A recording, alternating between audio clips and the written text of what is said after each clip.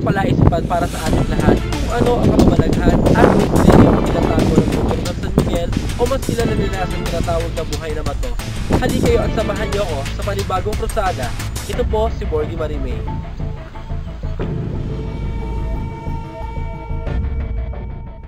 Ngayon nandito po tayo sa Barangay Sisiman, Mariveles, Bataan. At aakitin po natin ngayon yung bundok ng San Miguel or mas kilala nila doon sa tinatawag na buhay na bato. Kung ninyo nung papansin, medyo po maraming rock formations, no? Tsaka medyo dati malaki daw po yan eh. Kaso ang problema po, marami nagka-quarrying dito. Sa kaka-quarrying po nila, medyo tinigil po nila kasi nakaka-apekto po sa mga residente natin dito. So samahan nyo kung akitin natin yung sinasabi nilang kakaibang buhay na bato na ito. Okay. Hindi nyo po mapapansin, medyo maganda po yung lugar natin dito sa Mariveles, Bataan. So, marami din po dito nag-shooting, no? Mga artista.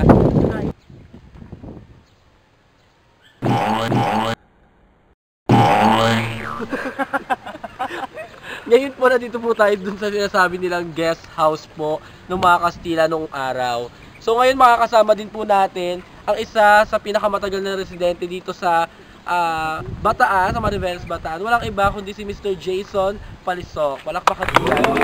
Mr. Jason, welcome po sa Krusada. So, gaano na po katagal itong lugar na ito? Sumagot po kayo ng maayos. Hindi po ako inaano dyan. So what? Walang naitanong. So, ang gagawin po natin ngayon, i-renovate po natin siya. I-edit. Kasama po team. I-edit po natin. So, ngayon, medyo nakakaramdam ako ng ibang espira. Iba na pala. Iwaga na pala.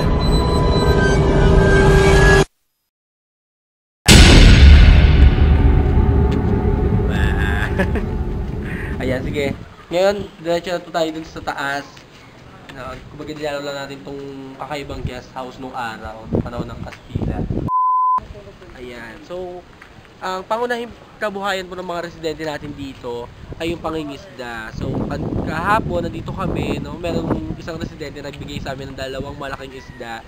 So, yun talaga yung kanilang pinagkakabalahan, yun yung kanilang pinagkakakitaan, no, para magkaroon ng hanap buhay dito sa Mariveles, Bataan. So, tara, samahan nyo kami para makapagbigay pa tayo ng kaalaman sa ating mga kababayan. Yun yung po mapapansin yung dadaanan po natin masyadong mabato. So, kailangan po natin mag-ingat kasi anytime pwede tayong mapahamak. No? Lalo pag wala kayong mga kasama na professional. Yan, buti kasama natin yung isa natin sa mga residente dito talaga na palaging umaakyat. Aray ko. Si Jason, ayan. So, pagpatuloy natin ating paglalakad kasi doon sa taas, dito sa San Miguel, Mount San Miguel, marami po tayong makikitang beer. Ayan, tsaka may pampers kung makikita nyo. Ayan. Aray ko! Seryoso talaga. Ayan.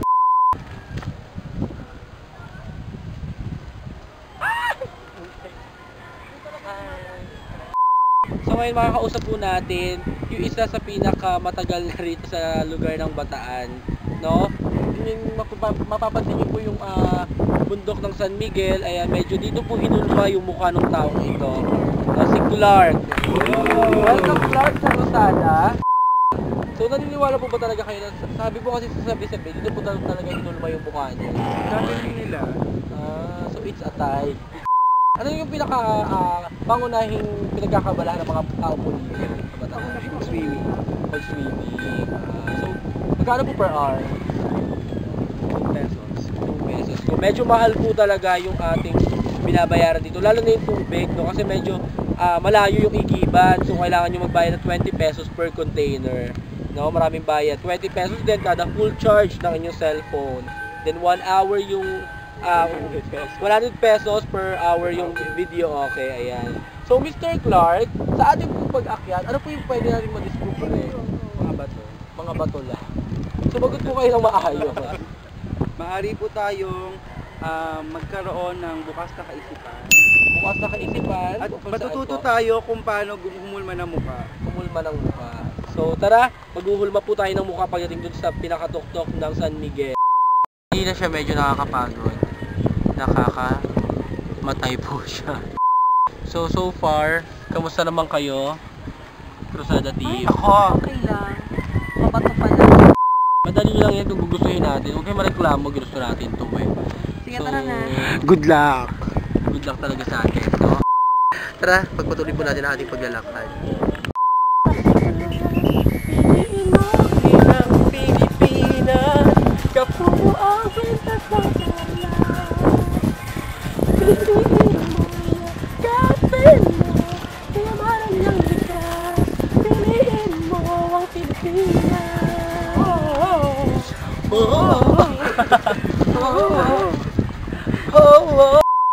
Umakit na tayo, walang mangyayari sa buhay natin kung hindi tayo akit. Gusto natin to eh, tapos bigla natin susuko. Hirap sa ating mga Pilipino eh, suko tayo na suko. Pag-ibig lang yan eh.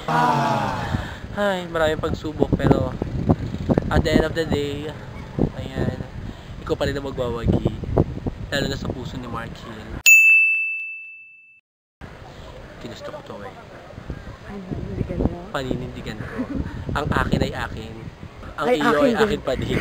Kaya wala kayong magagawa. Let's conquer the world. Mark Hill, let's go baby!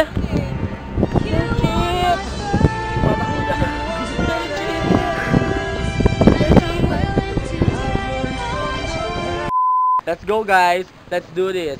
Let's do the rabadabango. Down this rabadabango. Men yung rab na tamis. Bango, bangong maririnig. Step 1, itanong titi. Step 2, iskempet, skempet. Step 3, iskemberlu, iskemberlu. Step 4, iskempet na ang bango. Everybody, let's do the rabadabango. Down this rabadabango. I rub it. Let's go guys.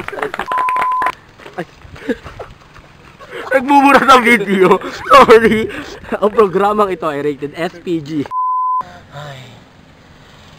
Nakakapagod. Nakakahiga. Patigit sa lahat. Nakakamatay ang ating ginagawa. Anytime soon, pag nagkamali ka, pwede kang mamatay dito. So, Mr. Jason, may namatay na po ba dito? Wala pa.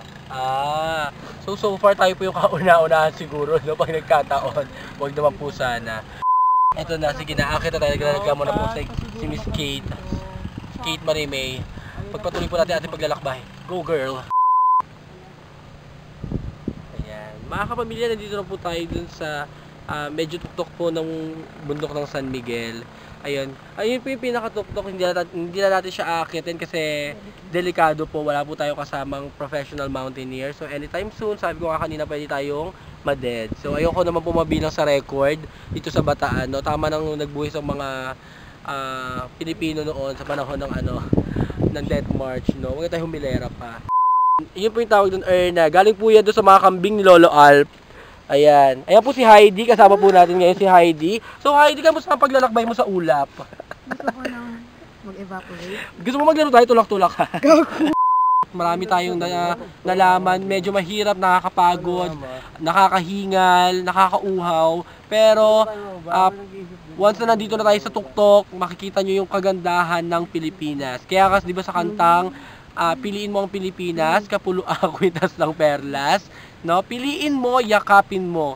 Piliin mo ang Pilipinas. So marami pong magagandang tanawin dito sa Bataan. So para sa lahat po ng mga gustong pumunta dito, just log on to www.iwanttourism.com.ph or mag-log on lamang po sa aming Facebook account, mag-log on, or i-like nyo lamang po ang aming fan page. Ayan, Cruzada ni Borgie Marimay.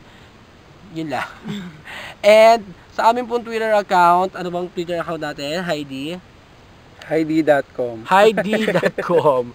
Ayan. So, magkita-kita po ulit tayo next week para sa panibagong